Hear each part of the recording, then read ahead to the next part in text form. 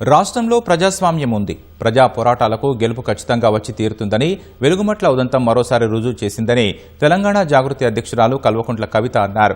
కాకపోతే ప్రభుత్వం కొలగొట్టిన ఇల్లు 750, కానీ ఇస్తామని చెప్పి కేవలం 411 మందికి మాత్రమే అదే స్థలంలో పట్టాలు ఇచ్చారంటూ తీవ్రంగా తప్పుపట్టారు. హైదరాబాద్ సోమాజిగూడ ప్రెస్ క్లబ్లో ఏర్పాటు చేసిన మీడియా సమావేశంలో హైకోర్టు విశ్రాంత న్యాయమూర్తి జస్టిస్ చంద్రకుమార్, డీఎస్పీ అధ్యక్షుడు విశారదన్ మహారాజ్, ఆర్మీ విశ్రాంత major Madan Mohan, forward bloc ప్రతినిధి ప్రసాద్తో కలిసి ఆమె మాట్లాడారు. ఖమ్మం జిల్లా వెలుగుమట్ల ఘటనపై జస్టిస్ చంద్రకుమార్ నేతృత్వంలో నిజ నిర్ధారణ కమిటీ ఏర్పాటు చేసినట్లు వెల్లడించారు.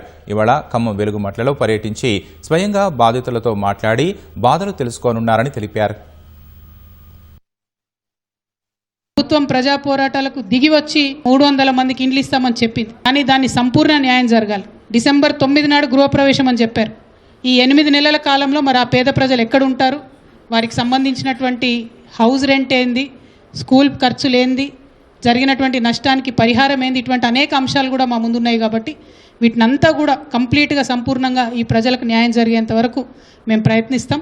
వెలుగుమట్ల భూబాధితులకు సంబంధించిన పోరాట క్రమము, ప్రభుత్వం వారిని పట్ల వ్యవహరించిన వైఖరి ఒక నిజ నిర్ధారణ చేసి, ఆ నిజ నిర్ధారణ ద్వారా అదే భూదాన భూమిలో నివసిస్తున్న 750 కుటుంబాలకి సంపూర్ణ న్యాయం జరగడానికి ఒక నిజ నిర్ధారణ ఫ్యాక్ట్ ఫైండింగ్ కమిటీ అవసరము అన్న భావన జస్టిస్ చంద్రకుమార్ ద్వారా వెలిబుచ్చడం జరిగింది.